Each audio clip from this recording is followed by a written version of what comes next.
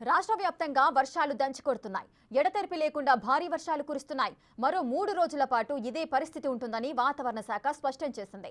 ఈ క్రమంలో పలు జిల్లాలకు రెడ్, ఎల్లో, ఆరెంజ్ అలర్ట్స్ జారీ చేసింది. ఇంకా ఎన్ని రోజుల పాటు వర్షాలు కురుస్తాయి, ఏ జిల్లాలు ఎక్కువగా వర్షపాతం నమోదవుతుంది వంటి అంశాలపై వాతావరణ శాఖ అధికారి శ్రీనివాస్తో మా ప్రతినిధి అంజుమా ఫేస్ టు ఫేస్.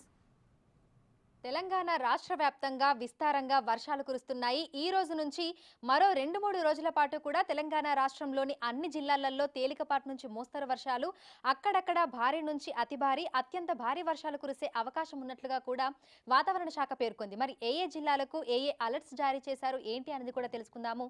మనతో పాటు వాతావరణ శాఖ అధికారి శ్రీనివాస్ గారు ఉన్నారు. మిగతా విషయాలను ఆయన మాటల్లోనే అడిగి తెలుసుకుందాం. నమస్తే సార్. సార్, ఈరోజు చూసాము రెడ్ అలర్ట్ కూడా జారీ చేశారు. ఏ జిల్లాలకు ఏ అలర్ట్స్ అనేవి జారీ చేశారు? మనకి ఈ నెల 22వ తారీఖు నుంచి ఈశాన్య బంగాళాఖాతంలో ఒక ఉపరితల ఆవర్తనం upper air cyclonic circulation continue అవుతుంది. దాని ప్రభావంతో మనకి అల్పపీడనం ఏర్పడుతుందని మనం గత 2-3 రోజుల నుంచి చెప్తున్నాము. తదనుగుణంగా నిన్న సాయంత్రం మనకి మధ్య బంగాళాఖాతం ప్రాంతంలో ఒక అల్పపీడన ప్రాంతం ఏర్పడింది. అది ఈరోజు ఉదయానికి మరింత బలపడి తీవ్ర అల్పపీడనంగా మారింది. ఈ సాయంత్రానికి అది ఇంకా బలపడి నెక్స్ట్ స్టేజి వాయుగుండం డిప్రెషన్ అంటాము, మాన్సూన్ డిప్రెషన్. ఈ డిప్రెషన్ వాయుగుండంగా కూడా మారే అవకాశం ఉంది. మారిన తర్వాత రేపు ఉదయం నుంచి సాయంత్రం లోపల అరౌండ్ రేపు మధ్యాహ్నం మనకి ఈ వాయువ్య దిశలో ప్రయాణం చేసి ఇట్లా మనకి నార్త్ కోస్టల్ ఆంధ్రప్రదేశ్, సౌత్ ఒడిశాల మధ్య తీరాన్ని దాటే అవకాశం ఉంది. దీనికి అనుబంధంగా ఉన్న ఉపరితల చక్రవాత ఆవర్తనం upper air cyclonic circulation 7.8 kilometres ఎత్తు వరకు ఉంది. ఎత్తు పెరిగే కొద్దీ ఇది నైరుతి దిక్కుకి సౌత్ వెస్ట్ వైపుకి వాలి ఉంది. సో ఈరోజు రేపు తీరాన్ని దాటిన తర్వాత కూడా మనకి తెలంగాణ మీద దీని ప్రభావం ఉంటుంది. అందుకని మనము యాక్చువల్ నిన్న నైట్ నుంచి కూడా మనకి దీనికి సంబంధించిన రైన్స్ అనేవి రాష్ట్ర వ్యాప్తంగాను అలాగే సిటీలోను కూడా స్టార్ట్ అయ్యాయి. సో అందువల్ల మనము ఈరోజు రేపు పలు జిల్లాలకి వార్నింగ్ పెట్టడం జరిగిందండి. సో ఈరోజు ఏ జిల్లాలకు ఏ కలర్ వార్నింగ్స్ అనేవి ఇచ్చారు? ఈరోజు రెడ్ అలర్ట్ అంటే 20 సెంటీమీటర్ల పైబడి ఈ సంగారెడ్డి, వికారాబాద్ జిల్లాల్లో 2-3 చోట్ల పడే అవకాశం ఉంది. కాబట్టి ఈ 2 జిల్లాలకి రెడ్ అలర్ట్ పెట్టాము. ఇంకా నార్త్ తెలంగాణలోని మన నిర్మల్, నిజామాబాద్, కామారెడ్డి, అలాగే సెంట్రల్ తెలంగాణలోని మెదక్, సిద్దిపేట, జనగాము, హన్మకొండ, వరంగల్, మహబూబాబాద్, ఈ మన ఈశాన్య తెలంగాణలోని జయశంకర్, భూపాల్పల్లి, ములుగు, భద్రాద్రి కొత్తగూడెం, దక్షిణ తెలంగాణలో మహబూబ్ నగర్, నాగర్ కర్నూలు ఈ జిల్లాలకి ఆరెంజ్ అలర్ట్ అంటే 12 నుంచి 19 సెంటీమీటర్ల వరకు ఈ జిల్లాల్లో పడే అవకాశం ఉంది.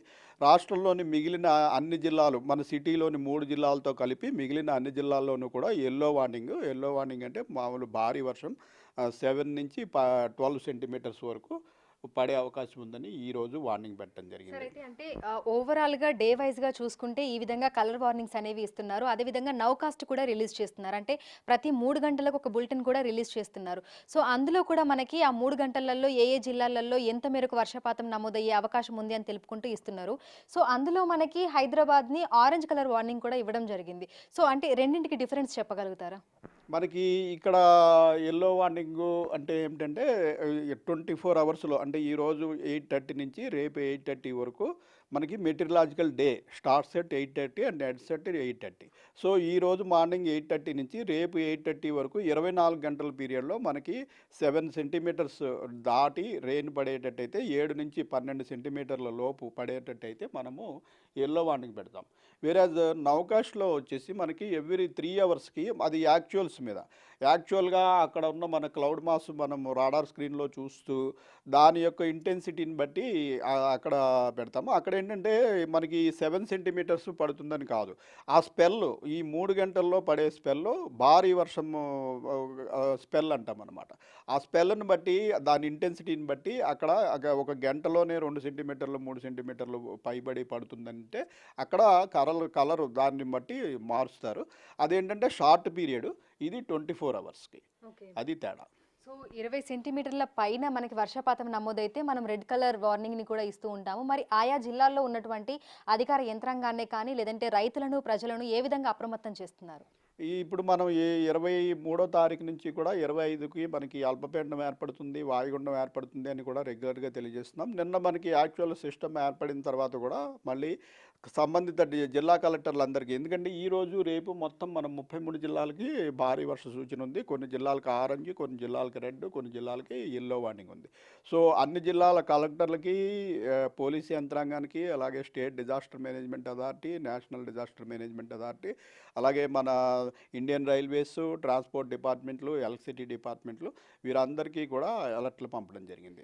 సో ప్రజలు అప్రమత్తంగా ఉండాలని, వర్షాలు కురుస్తున్నటువంటి సమయంలో అత్యవసరం అయితే తప్ప బయటకు రాకూడదు అని పదే పదే హెచ్చరికలు, సూచనలు కూడా జారీ చేస్తున్నారు. ఇక జీహెచ్ఎంసీ పరిధిలో చూసుకుంటే ఈ రోజు, రేపు భారీ వర్షాలు కురిసే అవకాశం ఉన్నట్లుగా తెలుపుతున్నారు. ముఖ్యంగా సాయంకాలం సమయంలోనే మనకి వర్ష తీవ్రత అనేది ఎక్కువగా ఉంటుంది కాబట్టి పనులు లేని వారు బయటకు రాకుండా ఉండటమే మంచిది అని కూడా అధికారులు అయితే తెలుపుతున్నారు. ఎందుకంటే చాలా చోట్ల వాటర్ లాగింగ్ పాయింట్స్ ఉన్నాయి. అదేవిధంగా మొత్తంగా రోడ్లన్నీ కూడా చెరువులను తలపిస్తూ కిలోమీటర్ల మేర ట్రాఫిక్ జామ్ అవుతూ ఉంటుంది. కాబట్టి ప్రజలు ఏ పని లేకపోతే ఇంట్లోనే ఉండటం మంచిది అని, జాగ్రత్తగా ఉండడం మరీ మంచిది అని కూడా అధికారులు ఎప్పటికప్పుడు అలర్ట్స్ అనేవి జారీ చేస్తున్నారు. వీడియో జర్నలిస్ట్ హరీష్తో అంజుమ, బిగ్ టీవీ.